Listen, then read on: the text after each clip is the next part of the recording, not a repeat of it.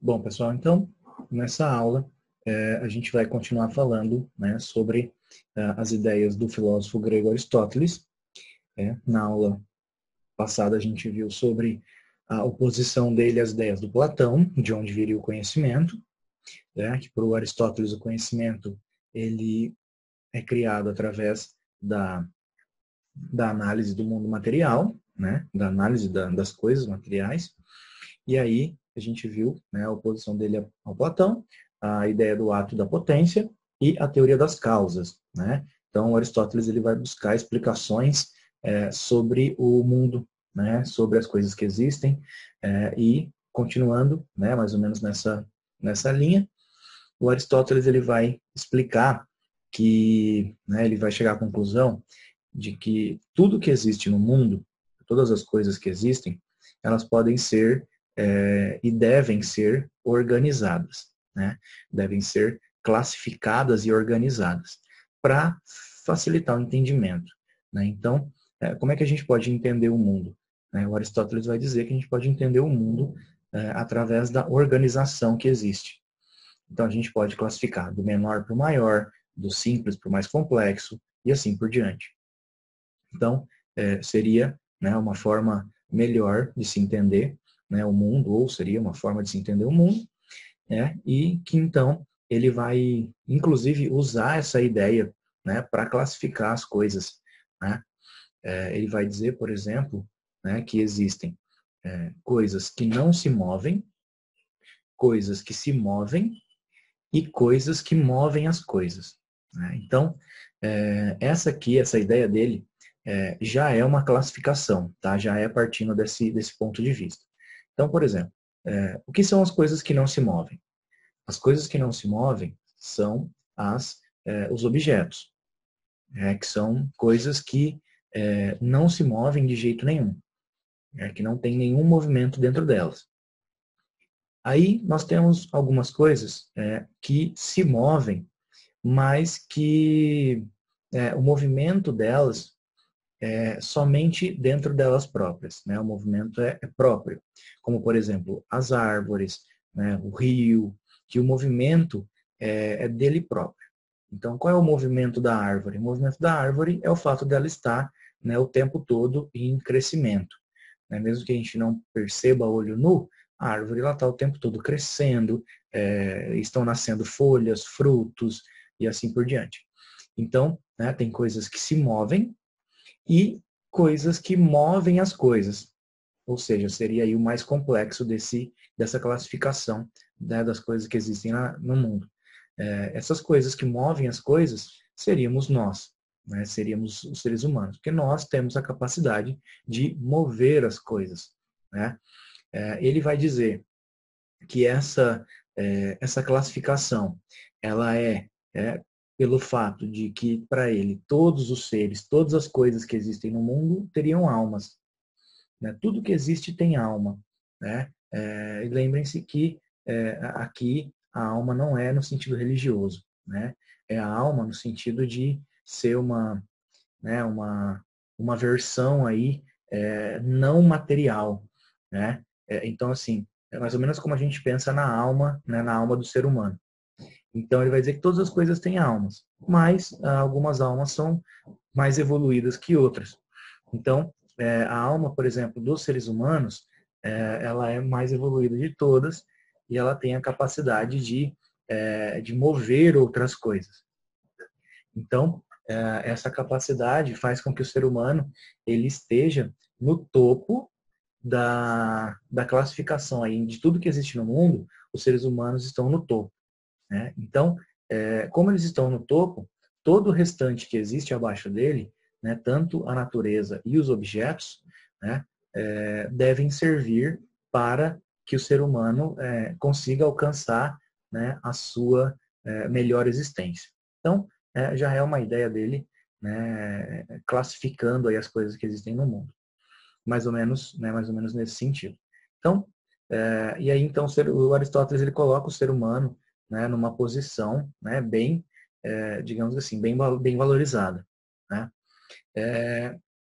Ele vai dizer, né, que existem essa diferença nas almas e que essas almas são almas terrestres e existem almas celestes, né? Na ideia de que algumas almas são mais evoluídas que outras, né? Nesse sentido aí, havendo uma diferença, né, de valorização das coisas que existem no mundo, com relação ao ser humano, à natureza, aos objetos, né?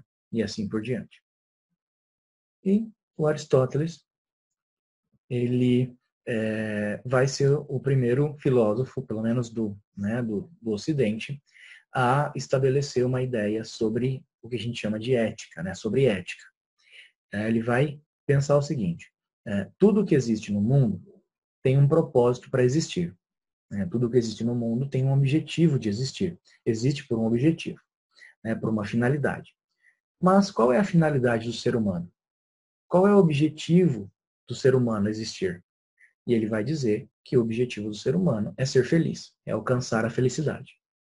Né? Que a gente pode dizer aí com certeza que é o que todo ser humano quer. Todo ser humano quer ser feliz, quer alcançar a felicidade.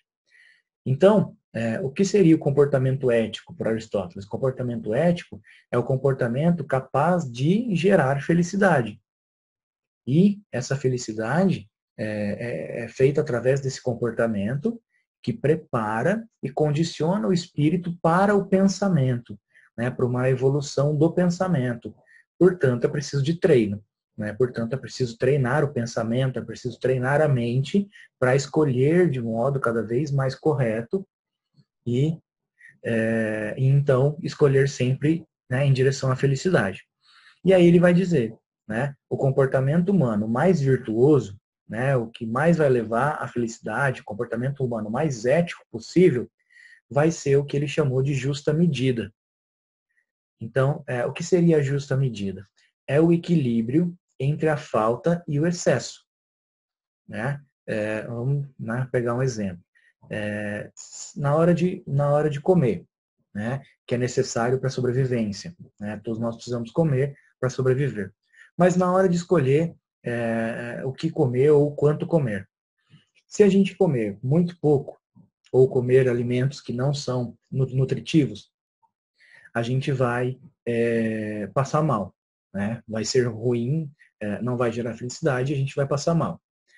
Se a gente comer muito, mesmo que seja de algo, né, que tenha bastante valor nutritivo, se a gente comer muito, o nosso organismo vai ficar saturado e a gente também vai passar mal. E também vai fazer mal. Não vai fazer bem. Então, qual é o comportamento aí mais ético a ser tomado? É você treinar a sua mente para ela conseguir, né, estabelecer uma quantidade de comida razoável que para você, para cada um de nós, faça você ficar satisfeito, não deixe você ficar com fome, pelo menos por uma quantidade de horas necessárias, e também que você não coma muito para não passar mal por ter comido muito. Então, o Aristóteles ele vai afirmar que esse comportamento ético, né, essa justa medida, ela pode ser encaixada em qualquer situação da vida. E em qualquer situação da vida ela pode ser encaixada. Então, esse caminho do meio, né, que seria aí um caminho do meio, né, um meio termo, né, o equilíbrio entre a falta e o excesso, é sempre a decisão correta de ser tomada, é sempre a decisão mais ética. Por isso, Aristóteles vai dizer que para se julgar se a vida de uma pessoa foi boa ou não, a gente precisa esperar que ela termine. A gente precisa esperar que ela termine, porque até o final da vida a pessoa teria a chance de agir de modo ético e isso pesar na balança da vida dela, né? Se a vida dela foi mais boa ou mais ruim, né? Então, o Aristóteles vai criar essa ideia aí com base nessa questão do meio termo. Então, a gente tem aí a primeira, né, ideia filosófica, pelo menos do Ocidente, com relação à ética. E com relação à política, né, o Aristóteles, analisando, né, o ser humano, ele vai afirmar que viver em comunidade, né, para o ser humano, viver em grupo, é algo natural. E aí cria-se ele vai buscar um pensamento sobre política que é o pensamento seguinte: A política, ela é um traço natural do ser humano, ela é um traço natural no sentido de que como se fosse uma característica biológica, ou a política, ela é uma construção social do ser humano. Ela só existe porque o ser humano criou ela vivendo em sociedade. Então, ela é uma criação do ser humano ou ela é um traço natural do ser humano, que nasce com todos os seres humanos. Então, tentando responder essa pergunta, o Aristóteles vai dizer que, para ele, a política é natural do ser humano. E como ela é natural do ser humano, é comum para o ser humano viver viver em sociedade, viver em política. E ele vai dizer justamente que é isso que diferencia os seres humanos dos animais. Lembrem-se que nós basicamente somos animais. Não somos nem vegetais, nem minerais, somos animais. Porém, diferente dos outros animais que existem, o ser humano ele vive em política. Ele vive de forma política, ele vive de modo a criar formas de governo que estabelecem a vida, o relacionamento entre as pessoas e que estabelece como deve ser a vida. Então, o Aristóteles ele vai ser bem categórico em dizer que o ser humano é um animal político. Então, a ideia do ser humano ter a política como uma característica natural, que nasce, que está presente em todos os seres humanos, e que, portanto, é isso que diferencia ele dos outros animais, começa lá no Aristóteles, lá na Grécia Antiga.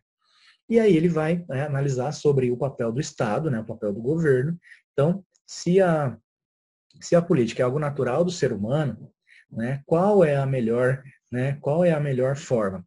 É o governo ele ser para o bem comum, tentar atingir o bem para todos, ou ele é para causar o bem para alguns. E é exatamente aí que ele vai dizer. Quando o governo ele busca o bem comum, ele está justamente acertando, ele está fazendo o correto, porque a política é algo que pertence a todos os seres humanos, que é uma capacidade, que é uma característica de todos os seres humanos. Então, nós temos aí um governo que funcionaria, uma fórmula de governo, de Estado que estaria agindo de modo correto, buscando o bem comum. Porém, ele vai dizer que muitas vezes não é isso que acontece. Muitas vezes existe certos grupos que se apoderam do governo e usam o governo para tirar proveito. E aí, nessas situações, o bem vai ser só para alguns. E aí o bem só de alguns. E aí, os seres humanos, parte das pessoas são prejudicadas politicamente por conta disso.